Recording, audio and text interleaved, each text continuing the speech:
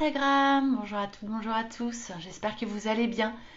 Je vous fais un petit live du midi pour changer. Voilà, on teste un petit peu toutes les heures. En fait, je teste pas, je le fais quand j'ai l'inspiration et quand je le sens. Donc, c'est maintenant entre deux rendez-vous, puisqu'après, j'ai pas mal de rendez-vous cet après-midi, donc je vais être peu disponible. Et hier soir, j'ai fait un live assez tard. Donc là, je vais le faire plus tôt aujourd'hui. Alors peut-être qu'il va y avoir du monde à nous rejoindre.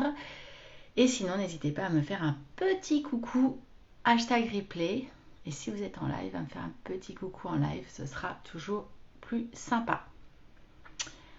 Alors aujourd'hui, de quoi je voulais vous parler? J'avais envie de vous parler de communication inspirationnelle. Si vous êtes entrepreneur, vraisemblablement, vous êtes amené à communiquer sur les réseaux sociaux.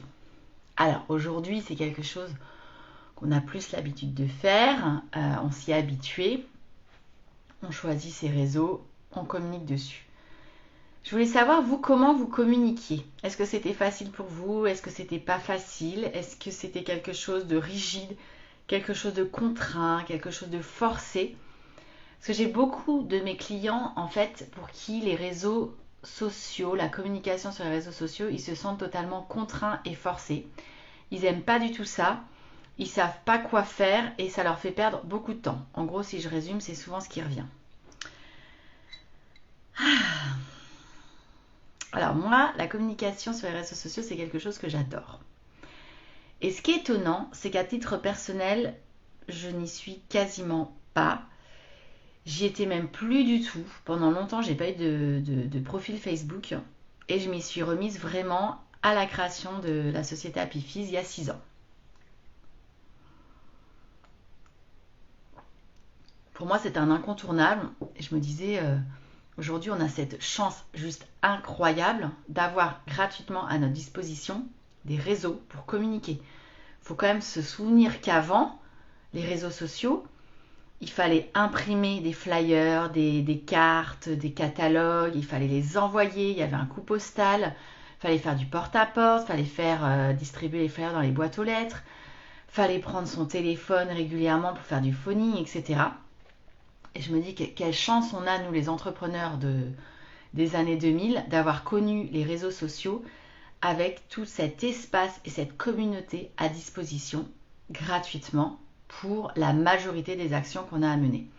Donc personnellement, je trouve ça déjà en termes d'avancée technologique, j'ai trouvé ça formidable. Donc je me suis remise en fait sur les réseaux sociaux quand j'ai monté Happy Fizz. Mais il est vrai que ma communication a énormément évolué. Parce qu'au départ, j'ai fait quelque chose d'assez institutionnel. Je ne savais pas vraiment comment communiquer. Et donc, je savais qu'il fallait une régularité des posts. Mais je faisais uniquement, je pense, au tout départ, j'ai fait beaucoup en tout cas, majoritairement, 90% de la promotion. Tout ce qu'il ne faut pas faire, évidemment. Alors ça, je l'ai appris plus tard et puis aujourd'hui, on nous le rabâche. Et donc, au fur et à mesure, j'ai été aidée par des stagiaires. Après, j'ai eu Morgane, ma super chargée de com, qui m'a fait un super boulot. Et on est resté quand même dans une communication relativement institutionnelle. Et puis, l'année dernière, il s'est passé quelque chose. En 2022, j'ai fait un énorme travail sur moi de libération émotionnelle, de libération des émotions, de reconnexion à mon moi profond. Et j'ai lâché quelque chose. Et j'ai vraiment lâché quelque chose et je pense que je l'ai lâché quand j'ai écrit mon livre en 2021. C'est là que ça a commencé ce travail, qui a été de m'ouvrir, de parler de moi, pas de m'enfermer dans qui j'étais en tant que gérante de ou coach de, etc.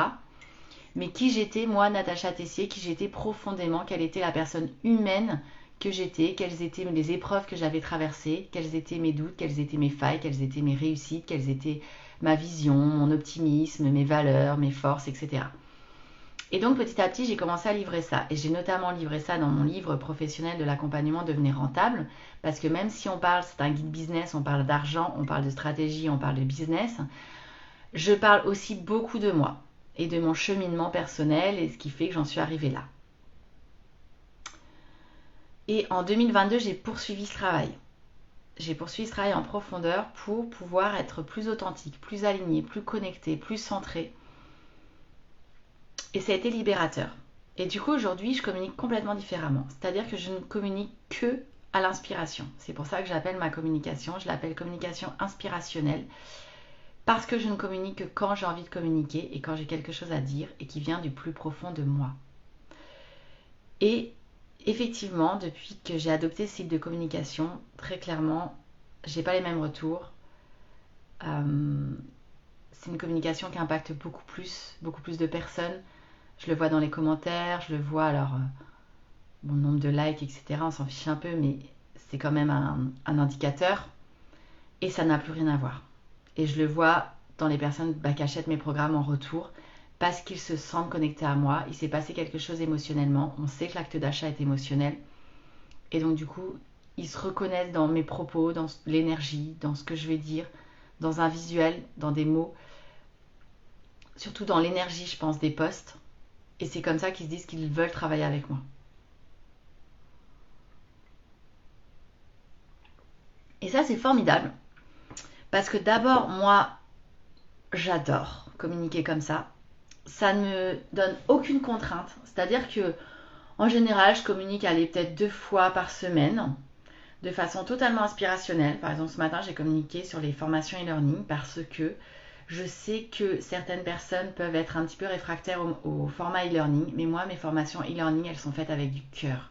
Elles sont faites avec l'humain au cœur des formations.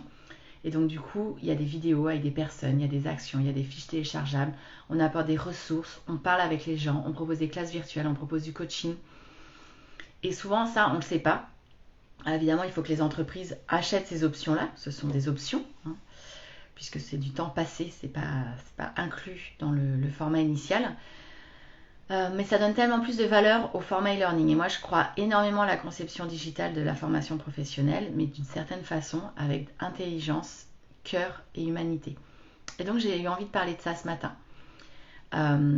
Parfois, je vais parler de doutes que je peux traverser. Je vais parler de ce que j'ai appris cette année, parce que j'ai appris plein de choses.